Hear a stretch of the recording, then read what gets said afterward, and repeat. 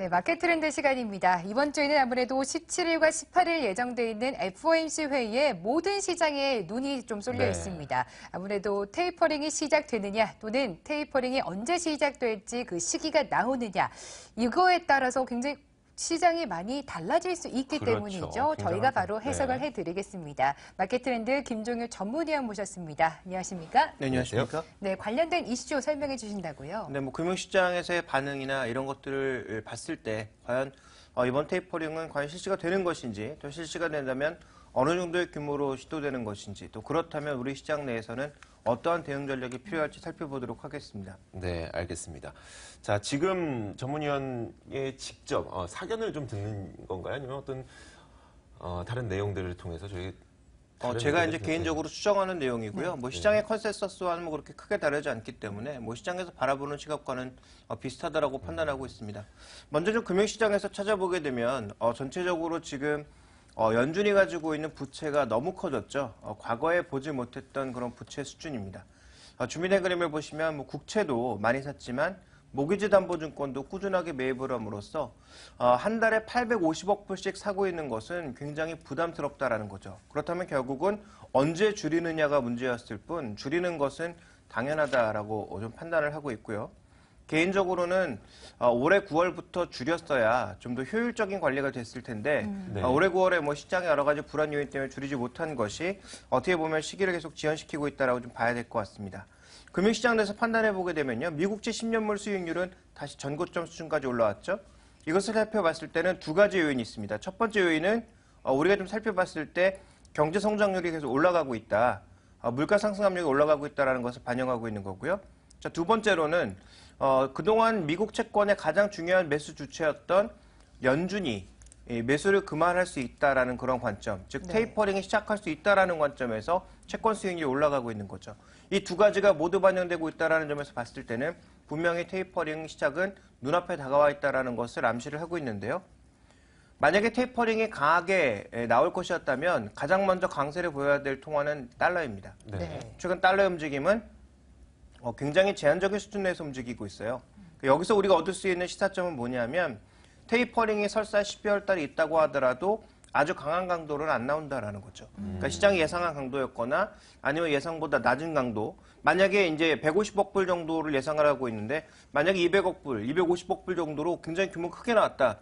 이렇다면 그것을 커버해 줄 수 있는 반대쪽의 긍정적인 요인, 예를 들어서 지준 불이를 더 낮춰준다든지 아니면 현재 지금 갖고 있는 지준을 마이너스 금리로 낮춰서 이 돈을 쓸 수밖에 없을, 그러니까 대출을 해줄 수 있는 그런 요인들을 만들어주는 그런 긍정적인 요인을 동반해서 나타낼 가능성.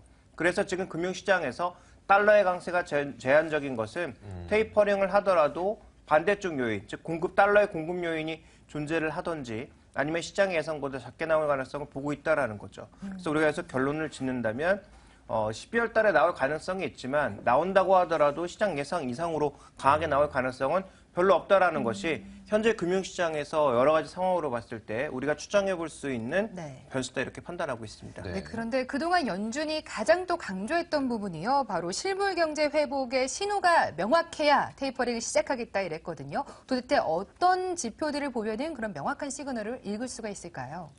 일단 뭐 지금 우리가 그 실물 쪽의 흐름보다는 다른 여러 가지 여건들을 좀 더 살펴봐야 될 것 같은데요. 일단 미국의 재정 수치를 살펴보시면 재정 수치를 계속 줄여나가고 있는 상황이거든요.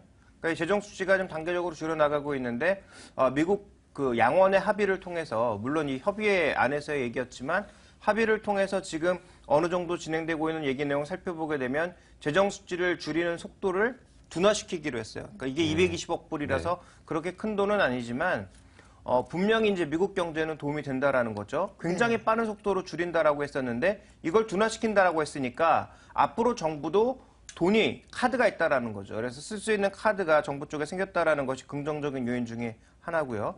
또 하나 우리가 좀 살펴봐야 될 것은 블룸버그의 지금 서베이 설문조사를 지금 보시면 11월 달에 조사한 것과 12월 달에 조사한 것이 굉장히 크게 나오는데요.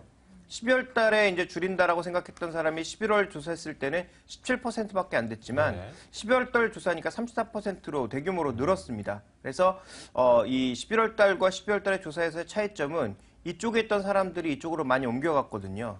그래서 이 요인이 무엇이냐라고 살펴봤을 때 최근에 긍정적으로 돌아서고 있는 여러 가지 실물 지표들과 함께 금융시장 내에서의 지표들로 살펴봤을 때 현재 실물도 어느 정도 회복되고 있는 그런 양상인데다가 금융시장의 안정세 그리고 금융시장의 선반영 효과들을 고려해봤을 때 조금 전에 언급드렸던 것처럼 결론적으로는 연준이 어느 정도 이 12월 달에 언급을 하든지 네. 아니면 소규모의 테이퍼링을 실시할 가능성은 굉장히 좀 높아졌다라고 좀 봐야 될 것 같습니다. 그 전까지는 우리가 시기가 언제냐, 그리고 네. 규모가 언제냐 이렇게 좀 따로따로 얘기가 많이 났었거든요.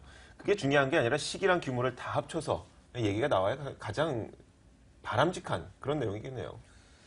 일단 뭐 시장에서는 아무래도 좀 확실하게 클리어한 걸 원하고 있으니까요. 네. 말씀해 주신 것처럼 금액이라든지 시기라든지 이런 것들을 좀 더 확실하게 얘기를 해준다면 좋겠죠.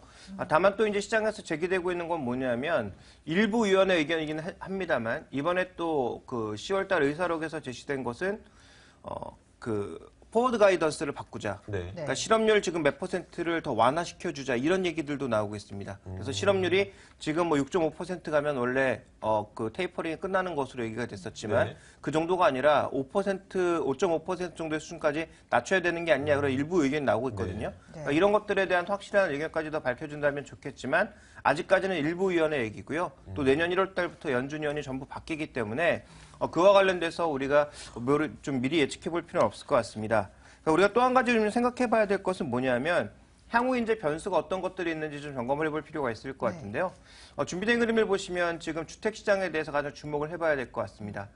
주택시장 쪽에서의 심리 지표는 벌써 좀 꺾이고 있거든요. 네. 그러니까 대부분의 지표가 지금 심리 지표 내에서는 다 꺾이고 있는 상황이어서 주택시장이 계속적으로 좋아져야 미국의 소비가 추가적으로 늘 수 있고 네. 실물 시장의 회복도 담보할 수 있는데 이 심리 지표에서는 약간의 불안감이 나타나고 있다는 것은 조금 우리가 생각해 볼 필요가 있을 것 같고요.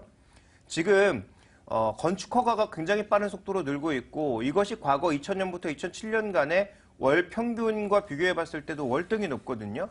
근데 이것이 왜 나타나고 있는지 원인을 우리가 좀 분석해 볼 필요가 있을 것 같은데요. 지금 미국 금융시장이 워낙 좋고 주택시장이 좋기 때문이기도 하지만 이제부터 금리가 본격적으로 상승할 것이다. 향후 다시는 이런 금리가 올 수 없다라고 예상을 하고 있기 때문에 상대적으로 금리에 민감한 신규 주택 건설이 지금 집중되고 있는 거다. 이렇게도 해석해 볼 수 있거든요.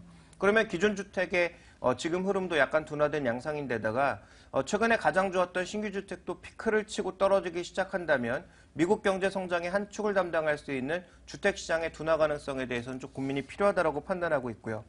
그다음 우리가 좀 살펴봐야 될 것은 이제 경기 동행지수와 선행지수들인데 특히 이제 경기 선행지수 같은 경우에는 구성 항목 중에서 우리가 가장 중요하게 보는 게 주가와 함께 장단기 금리차, 유동성 뭐 이런 것들을 보고 있는데 이런 지표들이 전반적으로 지금 다 좋게 나오고 있습니다. 그래서 향후에도 지금 경기가 좋아질 가능성 그리고 경기 선행지수도 괜찮게 나올 가능성이 높아지고 있는데 네. 중요한 것은 피크아웃이라는 거죠. 이것도 피크를 치고 떨어지기 시작하면 시장이 또 그만큼 탄력이 줄어든다라는 예상을 할 수 있는 상황이기 때문에 앞으로 이제 경제 지표 쪽에서도 피크아웃이 언제 나오는지 이 부분이 또 핵심적인 내용이 아닌가라고 판단하고 있습니다. 그래서 네. 실물 쪽에서는 주택시장 그리고 경제 지표 쪽에서는 향후 피크아웃이 언제쯤 나오는지 여부를 살펴보시는 게 향후 중요한 체크 포인트가 될 것 같습니다. 네, 역시나 경제가 좀 더 단단해졌을 때 테이퍼링이 실시가 돼야 이게 또 약발도 네. 더 잘 먹히는 게 아니겠습니까? 네, 우선 앞서서 말씀 주셨다시피요. 12월에는 실시를 할 것이다. 소규모로 실시를 할 것이다. 또는 언급만 할 것이다. 이렇게 좀 상황을 나눠주셨는데 그에 따라서 우리 시장의 대응 전략도 좀 다르겠어요. 예, 뭐 시나리오는 역시 두 가지 정도를 생각해 보는 게 좋을 것 같고요. 조금 전에 앵커 언급하셨던 대로 저는 소규모로 하든지 네. 아니면 언급만 하든지 이 두 가지 중에 하나라고 네. 보고 있거든요. 만약에 소규모로 테이퍼링을 한다면 저는 뭐 시장은 단기 반등을 할 것으로 왜냐하면 악재를 대부분의 시장이 선반영했기 때문에 네. 단기 반등을 할 것으로 보여지고 있는데요. 단기 반등에 맞춰서 우리가 가져갈 수 있는 전략은 지수 관련 대형주와 함께 낙폭 거대주라고 판단하고 있습니다. 그렇지만 여전히 중기적인 흐름은 국내 시장에서 외국인들이 어떻게 움직이느냐 이 부분을 살펴봐야 될 것 같고 또 지표 경제 지표가 언제 피크아웃 하느냐 이 부분을 중심적으로 살펴봐야 될 것 같습니다. 만약에 이 시장에서 12월 달 테이퍼링 기대감을 높이고 있는 상황에서 네. 죄송합니다. 네. 테이퍼링을 하지 않고 언급만으로 끝난다면 이때는 역시 시장이 이 박스권을 벗어나기 힘들다라는 거겠죠. 그래서 이때는 박스권에 맞춘 전략, 2000선 중반 정도에서는 또 빠르게 포트폴리오 이 현금 비중을 늘려나가면서 시장의 변동성에 대비하는 그런 전략이 좋지 않을까라고 판단하고 있고요. 어떤 이슈가 된다 하더라도 우리 시장의 대응 측면에 있어서 가장 중요한 것은 두 가지. 달러 환율과 국내 원달러 환율과 함께 외국인들의 매매 동향입니다. 결국 이 두 가지에 의해서 전략의 핵심이 주어지는 것이기 때문에 여러 가지 경우의 수를 생각을 해서 다양한 전략을 짜놔야 되겠지만 가장 중요한 핵심은 달러가 얼마나 빠르게 반등할 것인지와 그에 따라서 외국인들이 민감하게 반응하는지 이 두 가지는 여전히 체크 포인트로 계속 가져가셔야 될 것 같습니다. 네, 이번 12월에 있을 FOMC 회의에서요, 테이퍼링을 소규모로 실시할 경우 우리 시장에서는 대형주나 좀 낙폭 과대주 위주로 관심을 가져보시면 좋을 것 같고요. 또한 언급만 할 네. 경우에는 박스권 전략 유효하실 것 같습니다. 마켓 트렌드 김종현 전문위원과 함께했습니다. 고맙습니다. 감사합니다.